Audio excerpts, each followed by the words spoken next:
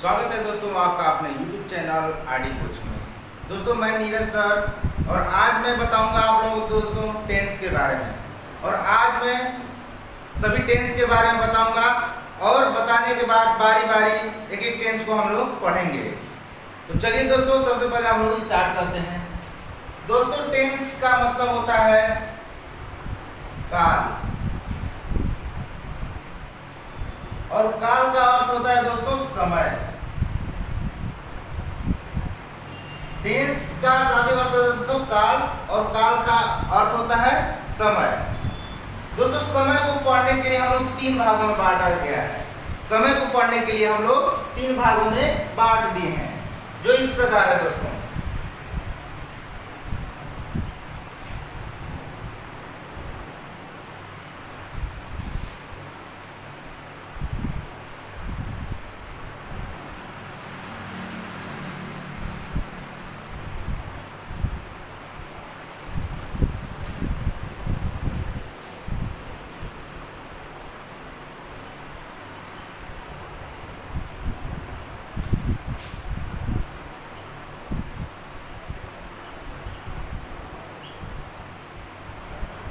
दोस्तों फ्यूचर, यानी इसको हिंदी में कहते हैं वर्तमान काल,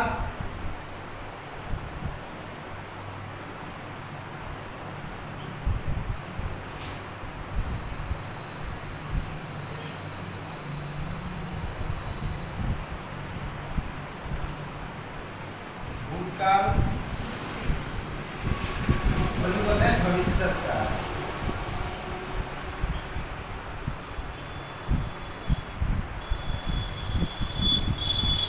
दोस्तों हम समय को तीन भागों में बांटे हैं, वर्तमान काल, भूतकाल और भविष्य काल। वर्तमान काल का मतलब होता है दोस्तों, वर्तमान काल का मतलब होता है जो समय अभी चल रहा है, यानी जो वर्तमान हम लोग जो अभी कार्य कर रहे हैं या जो समय अभी चल रहा है उसे हम लोग क्या कहते हैं, वर्तमान काल कहते हैं।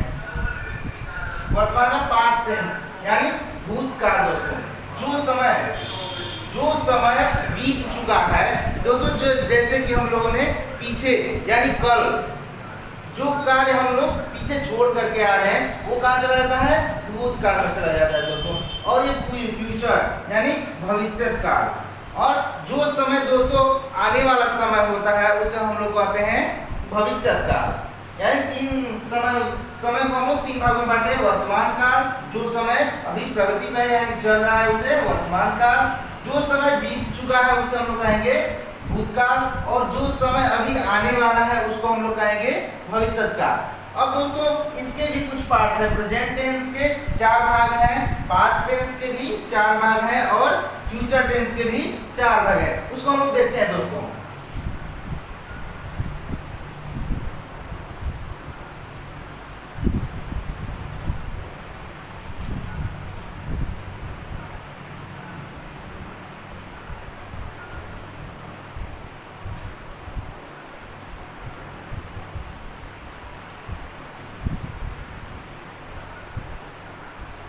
Present indefinite tense,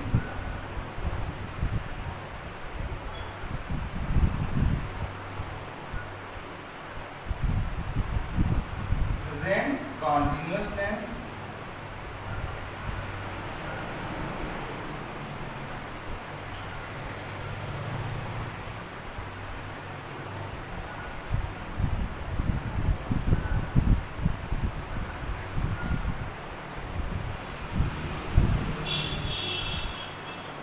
continuous tense,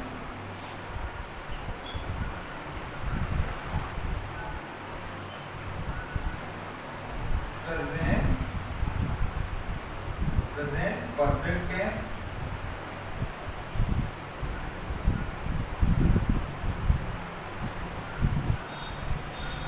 present perfect tense, और चौथा है दोस्तों present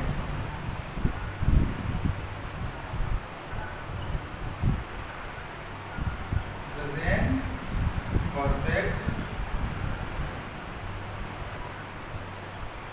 present perfect,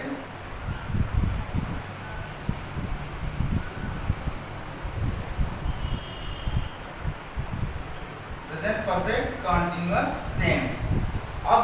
future tense पे आते हैं। फ्यूचर टेंस के भी पास्ट टेंस यानी भूतकाल के भी 4 भाग होते हैं दोस्तों। देखते हैं कौन कौन।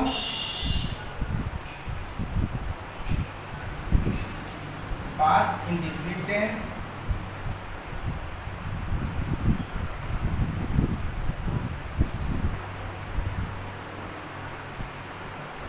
पास्ट इंडेफिनिट टेंस,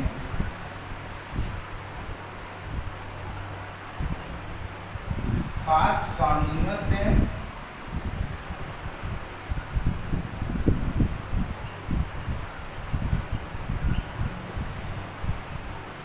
तीसरा होता है दोस्तों past perfect tense,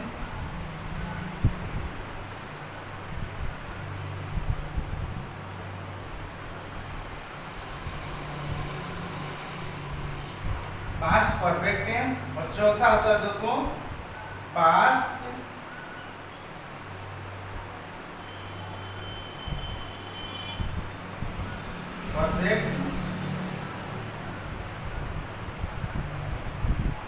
perfect continuous tense.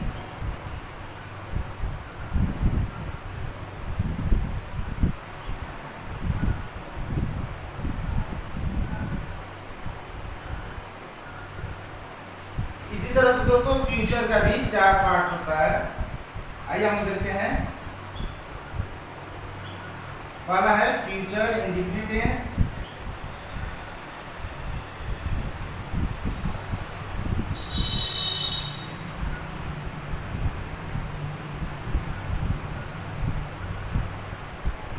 Future indefinite tense,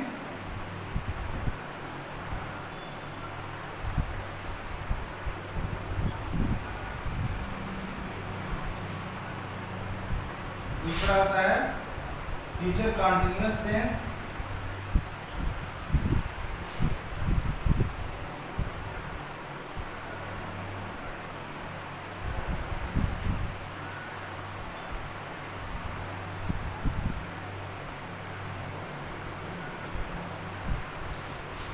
तीसरा होता है,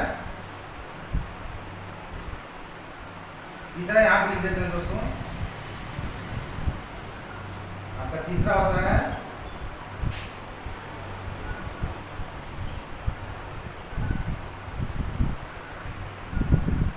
future perfect tense,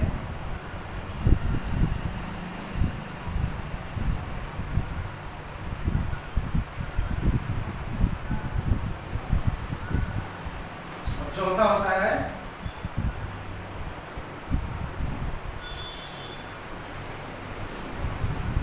future perfect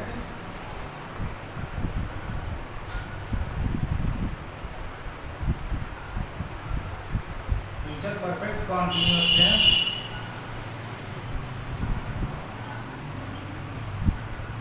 future perfect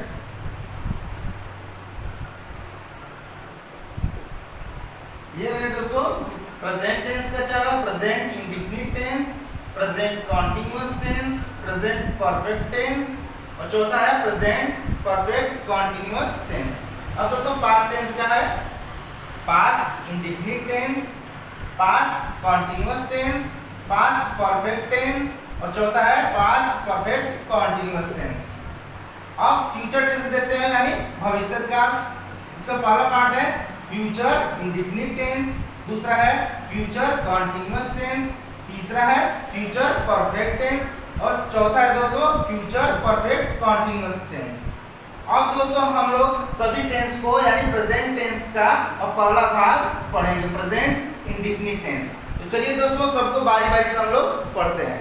तो दोस्तों ये रहा हमारा सभी टेंस और टेंस के सभी प्रकार और उसके सब प्रकार के बारे में। तो दोस्तों अगले वीडियो में हम सभी टेंस को बारी बारी से पढ़ाएंगे और अगला टॉपिक हमारा होगा प्रेजेंट इंडेफिनिट टेंस। सबसे पहले दोस्तों हमारा पहचान के नियम।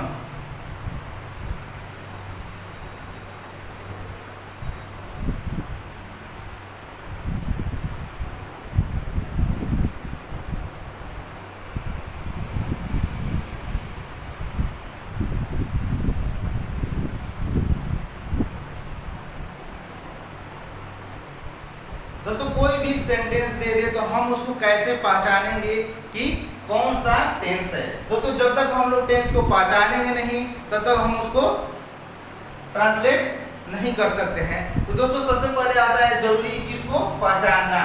तो दोस्तों हम सबसे पहले प्रेजेंट इंडेफिनिट टेंस को पहचानेंगे।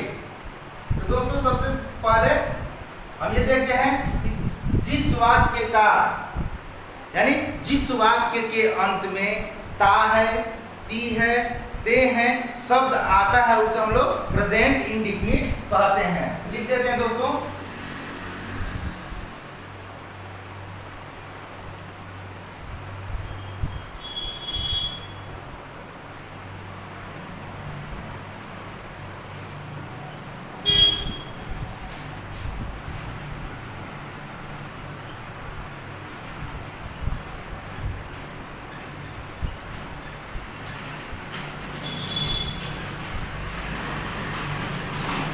वाक्य के अंत में ता है, ती है, ते है शब्द आता है उसे हम लोग क्या कहेंगे प्रेजेंट इंडेफिनिट टेंस कहेंगे दोस्तों। अब दोस्तों देखते हैं इसका अनुवाद का नियम।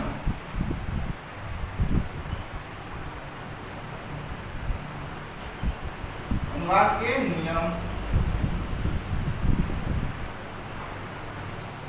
दोस्तों जब हम लोग टेंस यानी टेंस को जब हम लोग पहचानेंगे उसको अनुवाद करने के लिए भी कुछ नियम होता है। देखते हैं दोस्तों क्या होता है प्रेजेंट इंडेफिनिट टेंस का अनुवाद का नियम देखते हैं।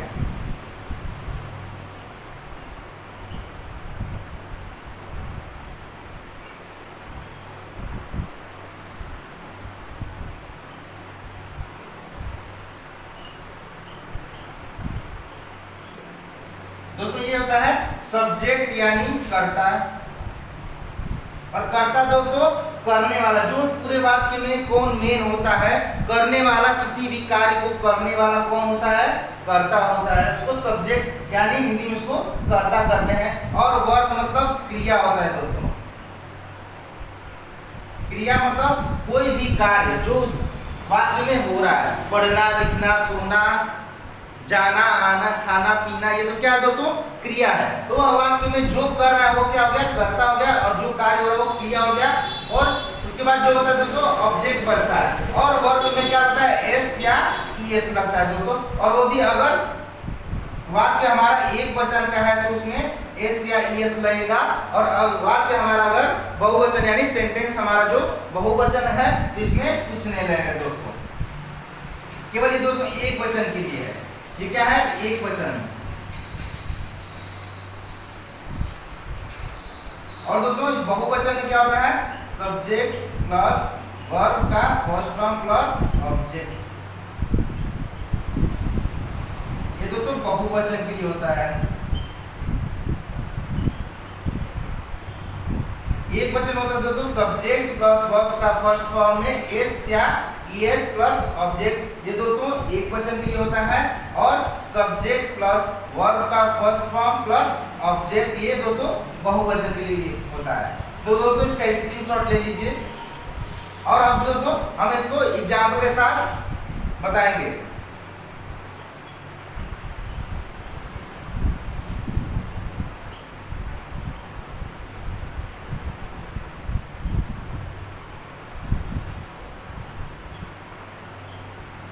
दोस्तों सबसे पहला हमारा वाक्य है मोहन घर जाता है। दोस्तों इसमें मोहन क्या है करता है, जाना क्या है क्रिया है, ये करता है और ये क्रिया है। और बाकी जो बचता है दोस्तों ऑब्जेक्ट में हम शामिल कर देते हैं। तो दोस्तों मोहन यानी कर्ता जो हमारा है एक वचन है तो हम लोग इसके हिसाब से यानी ये वाला रूल एक वचन वाला रूल फॉलो करेंगे यहाँ पे। तो देखते हैं दोस्तों कैसे। तो सबसे पहले सब्जेक्ट यानी कर्ता देखते हैं दोस्तों। और कर्ता यहाँ पे कौन है मोहन। मोहन उसके बाद दोस्तों क्रिया हम लोग देखते हैं। क्रिया क्रिया क्या है जाना यानी क्रिया का अंग्रेजी क्या होता है दोस्तों गो। और इसके साथ एक वचन है दोस्तों तो एस या ईएस लगेगा जिसमें हम लोग ईएस लगाते हैं गोस। और कहाँ जाता है घर को।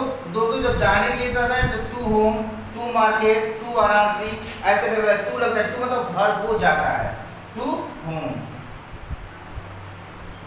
एक और एग्जांपल देखते हैं दोस्तों।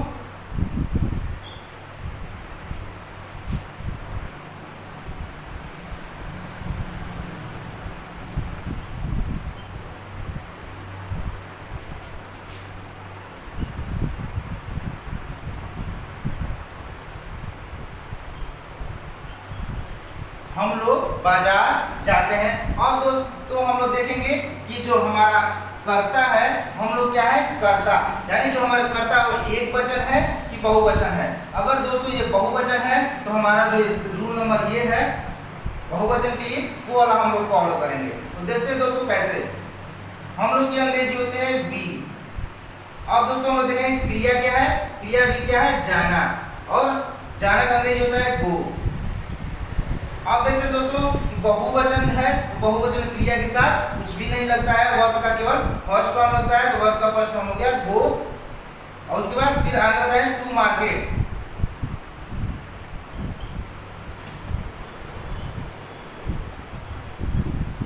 अब ये था दोस्तों प्रेजेंट इंडेफिनिट का सकारात्मक वाक्य।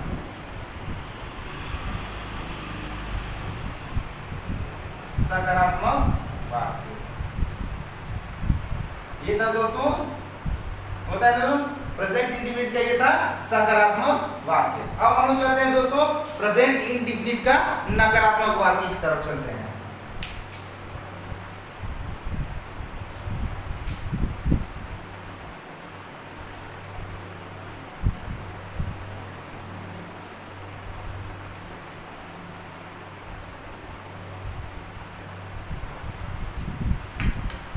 अब हम चले दोस्तों प्रेजेंट इंडेफिनिट टेंस का नकारात्मक भाग की तरफ।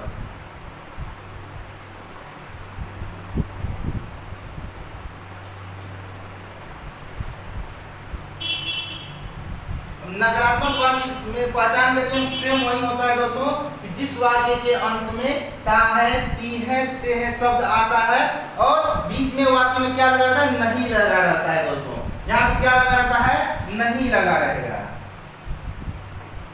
जिससे हम जैसे दे दिया जाता है तुम लोग खाना नहीं खाते हो, हम लोग किताब नहीं पढ़ते हैं, या कोई भी कार्य होना होता है प्रेजेंट सकारात्मक मतलब किसी भी कार्य का होना, और इसमें क्या होता है, किसी भी कार्य का नहीं होना पाया जाता है दोस्तों। तो दोस्तों इसमें जिस वाक्य के अंत में ता है, ती है, ते शब्द आता है और इसमें वाक्य में नहीं लगा रहता है, उसका हम लोग अनुवाद का नियम देखते हैं दोस्तों।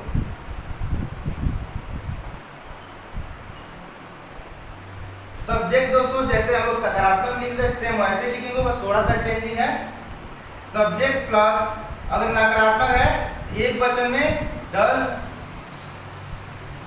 नॉट लगता है, और बहुवचन अगर सेंटेंस हो डू नॉट लगता है, प्लस इसमें भी वर्ब का फर्स्ट पार्ट इसमें कुछ नहीं लगता है दोस्तों, एक वचन हो या बहुवचन हो इसमें कुछ नहीं लगता है।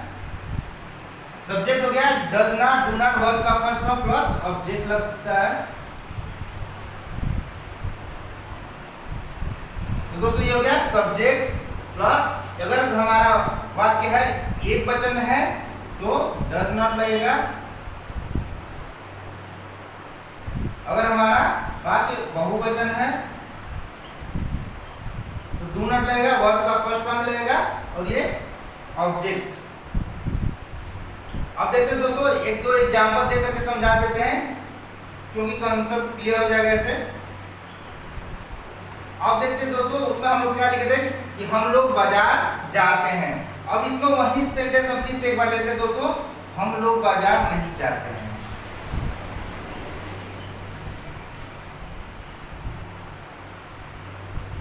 हम लोग बाजार नहीं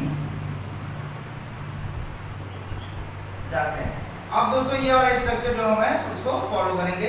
देखिए इसमें सब्जेक्ट यानी कर्ता क्या है दोस्तों, यहाँ पे कर्ता हम लोग, इसकी अंग्रेजी सबसे पहले लिखते हैं वी, मतलब होता है हम लोग। उसके बाद देखेंगे कि कर्ता एक वचन का है या बहुवचन का है। तो दोस्तों हम लोग जो है वो बहुवचन में आता है, तो हम पहले ही बताए हैं कि बहुवचन जो लगेगा उसमें लगेगा डू नॉट लगेगा, वी डू नॉट।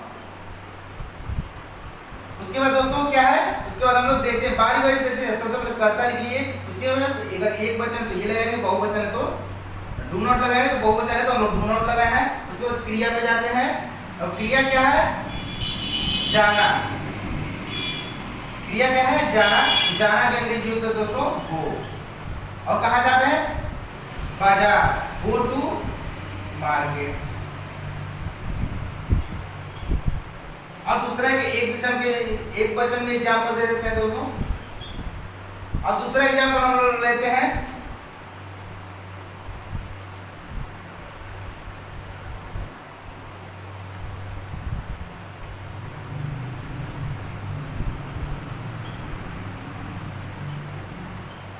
राजेश आम नहीं खाता है। दोस्तों राजेश आम नहीं खाता है।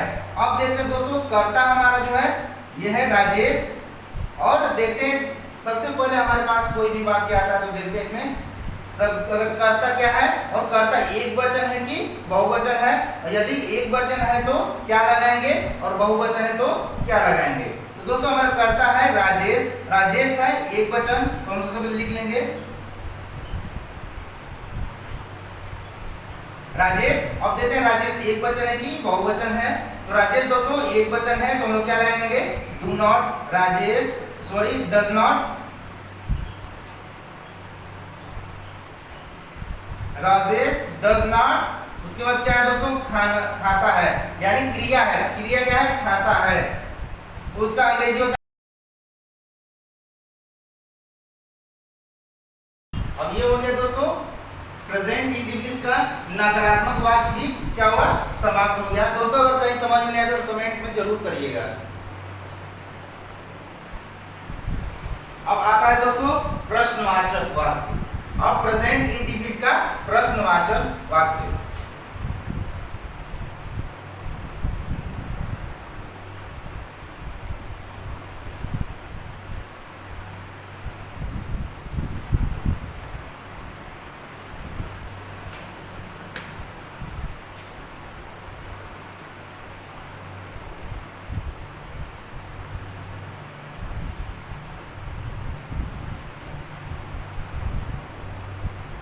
क्या है दोस्तों? प्रश्नवाचक वाक्य। इसको पहचान का नियम ये है दोस्तों कि इसमें भी क्या होता है? वाक्य के अंत में क्या रहेगा? ता रहेगा, ती रहेगा, ते रहेगा, ता है, ती है, ते है। लेकिन क्या है दोस्तों? इसमें प्रश्नवाचक चिन्ह भी दिया रहता है, यानी प्रश्नवाचक शब्द दिया रहता है।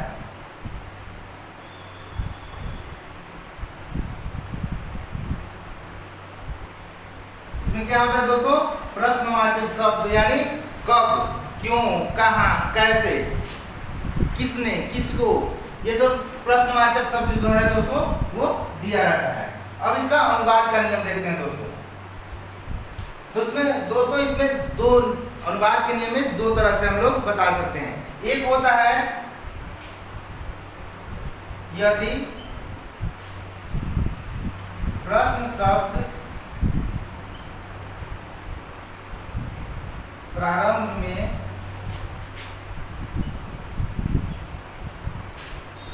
दिया हो तो। दोस्तों यदि प्रश्न शब्द प्रारंभ में दिया रहता है तब क्या इसका अनुवाद का नियम होगा। और एक होता है यदि प्रश्न शब्द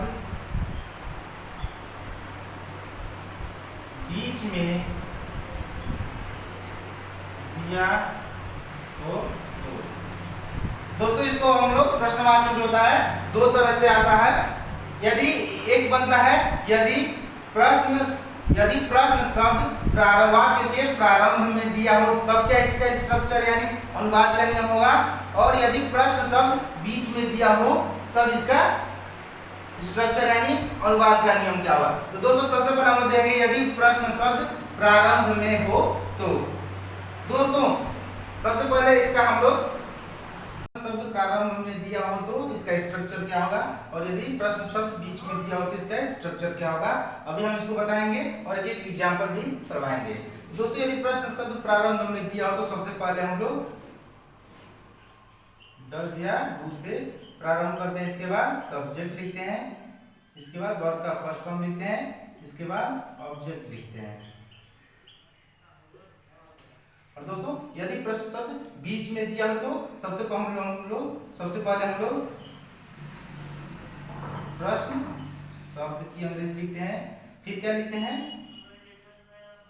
डज या डू से लिखते हैं। यदि एक वचन वाक्य है तो डज से, बहुवचन है तो डू से, फिर सब्जेक्ट लिखते हैं, उसके बाद वर्ब का फर्स्ट फॉर्म, उसके बाद ऑब्जेक्ट लिखते हैं। दोस्तों एक एग्जांपल दे देते हैं, क्या राम घर जाता है। इसके हिसाब से बने दोस्तों, यदि एक वचन है हमारा, प्रश्न शब्द इसमें कहाँ है, प्रारंभ में दिया है, तो ये वाला रूल लगेगा। और एक वचन है तो डज से स्टार्ट करेंगे, डज, उसके बाद क्या है, कर्ता क्या है, राम, डज राम, उसके बाद क्रिया क्या है, गो, उसके बाद कहाँ जा रहा है, घर, गो टू होम। और दोस्तों इसका एग्जांपल लिख देते हैं, राम